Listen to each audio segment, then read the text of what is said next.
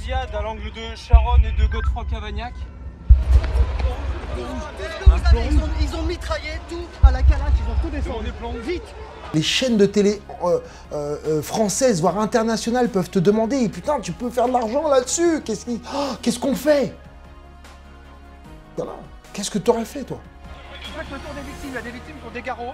Oui. Pour vérifier que ça saigne pas. Je suis Philippe Fabignan, je suis producteur audiovisuel. Je fais des reportages notamment pour toutes les chaînes de TV, de télévision principales. Je suis Nicolas Rebaud, je suis avocat depuis 15 ans dans le domaine des droits des médias, droit d'auteur, droit de la presse, droit de la communication. Moi, je viens effectivement répondre à vos questions et parler pour un événement qui m'a marqué dans ma carrière, qui sont les attentats du 13 novembre 2015.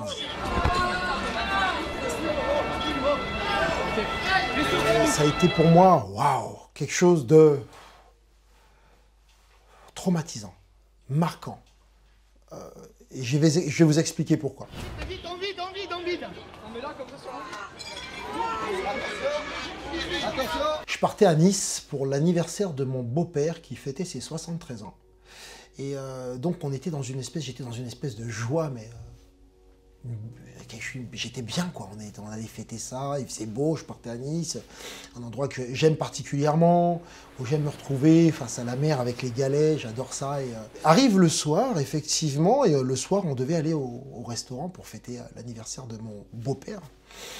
Et l'anniversaire commence, et je reçois un appel d'un de mes journalistes qui me dit « Philippe, voilà... » Là, je suis sur quelque chose, sur les pompiers, je suis les pompiers, parce qu'il fallait savoir qu'à cette époque, moi, je travaillais pour différents diffuseurs, donc j'avais placé un journaliste dans une caserne de pompiers qui était dans le 12e, à Chaligny, et une autre qui était dans le 11e arrondissement.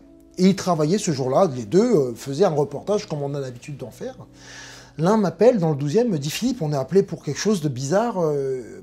Il y aurait eu une fusillade entre... il ne sait pas, il me dit ouais, entre bandes rivales, je ne comprends pas trop. Et moi, je suis dans l'anniversaire, on est dans un hôtel, il me semble, donc pour moi, tout va bien.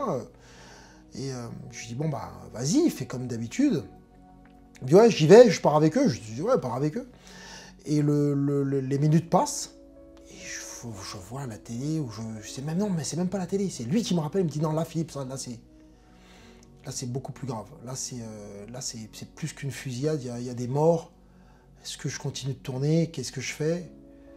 Je dis, bah écoute, continue le boulot. Et mon autre journaliste qui était dans le 11e m'appelle au même moment. Il me dit, waouh, Philippe, là, qu'est-ce qui se passe?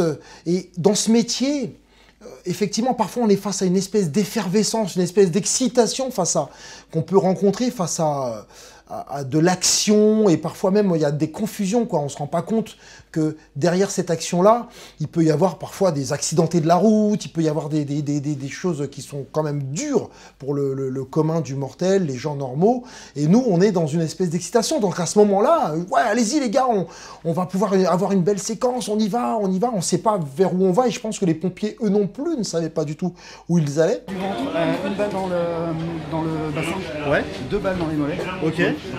J'entends dans les journaux, waouh, apparemment des tirs ont été nourris sur Paris, sur des terrasses, la belle équipe et la bonne bière, et que le Bataclan, lui aussi, il y a des choses qui se passeraient au Bataclan. Je dis à mes journalistes, on continue. On y va, on continue, on reste pro. Et d'un coup, j'ai les diffuseurs qui, eux aussi, sentent qu'il y a quelque chose qui se passe, et on m'appelle. Et on me dit, dans cette excitation médiatique, Philippe, t'es sur le coup, et je leur dis, ouais, vous inquiétez pas, il n'y a pas de souci, ouais, on est sur l'affaire, on est dessus. Dis-moi, est-ce qu'il y a un espoir? On lui a passé. Est-ce qu'il n'y a pas d'espoir? Je pense qu'il n'y a pas d'espoir. En même temps, ça va doucement, mais en même temps, ça speed, parce que vous êtes au téléphone, vous commencez à avoir des appels, vous voyez les médias, vous voyez que ça s'emballe, vous dites, mais qu'est-ce qui se passe? Et au final, vous vous rendez compte que vous êtes le seul à avoir des caméras qui sont postées sur ces événements où ça a tiré, où il y a eu des morts, où ça a été tragique. L'information, c'est hyper important pour nous. C'est c'est ce qu'il y a de principal dans le métier, c'est de retransmettre l'information sans la déformer. Voilà.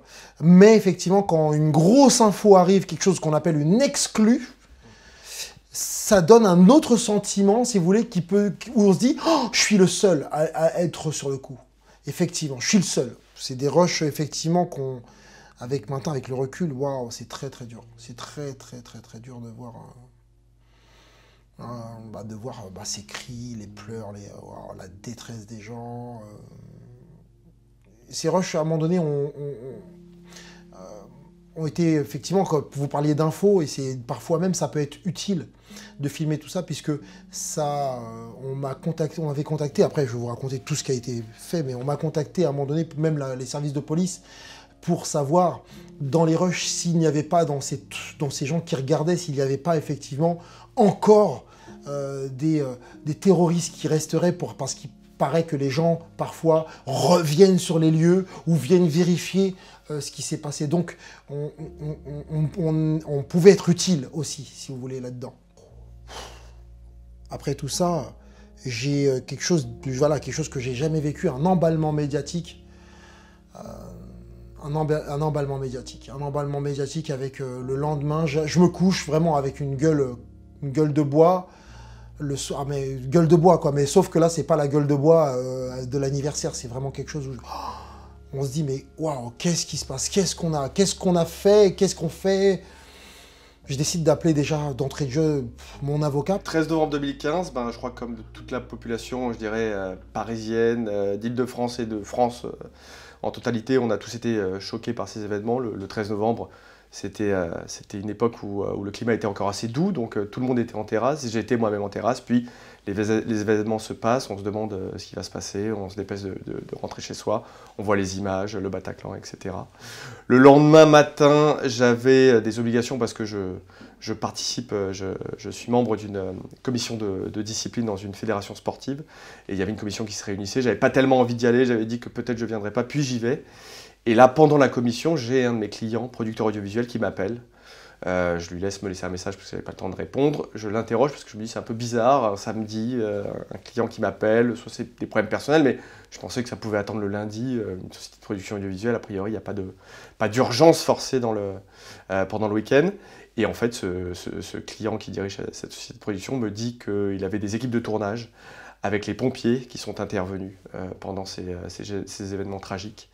Et il me dit que certaines chaînes de télé qui lui avaient commandé ces reportages lui demandent des images de ces événements, enfin de la sortie de ces pompiers le 13 novembre sur les camions desquels il y avait des équipes de tournage de mon client. Et il me dit, voilà, ça je ne sais pas faire, je ne sais pas ce qu'il faut faire, je ne sais pas s'il faut les vendre ou pas. J'ai besoin de vous, il faut que vous m'assistiez là-dessus. Il y a 2 chaînes de télévision de grande audience qui m'appellent, qui me harcèlent pour avoir des images.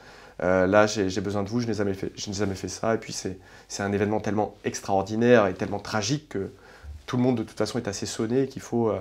J'ai compris qu'il lui fallait de l'aide là-dessus. Donc, moi-même, j'avais jamais été confronté à ce type de négociation et ce type de dossier parce qu'il y a à la fois, évidemment, le côté commercial qu'on va tout de suite... exclure de la discussion. Le but n'était pas de faire évidemment de l'argent sur ces images, mais il y a un côté juridique où il va falloir préserver la dignité et la sécurité des personnes qui ont tourné, des images que l'on voit, des personnes que l'on voit à l'image, que ce soit les pompiers ou les victimes. Et ça, en effet, il fallait pour lui une assistance juridique là-dessus, et en tout cas un interlocuteur tiers qui puisse prendre le relais vis-à-vis des chaînes de télé qui lui demandaient ces images. Là, je comprends qu'en fait, moi qui n'étais pas forcément touché de manière très intime par l'attentat, c'est-à-dire par les attentats, c'est-à-dire j'avais pas forcément d'amis, de famille qui étaient dedans, des amis d'amis, mais là je comprends que finalement c'est par mon travail que je vais être touché directement, c'est-à-dire que en gros ça va me mobiliser tout le week-end évidemment, du matin jusqu'au soir, du lendemain matin jusqu'au lendemain soir, et la semaine qui va suivre, et encore pendant des mois en fait, voire même des années qui vont suivre, puisque ces images auront un poids très très important, et en plus vont donner lieu à des péripéties juridiques que j'avais jamais rencontrées jusque-là, c'est-à-dire j'ai été confronté finalement à cette demande insistante des chaînes de télé, avec des comportements qui m'ont, et qui je pense ont également choqué mon client.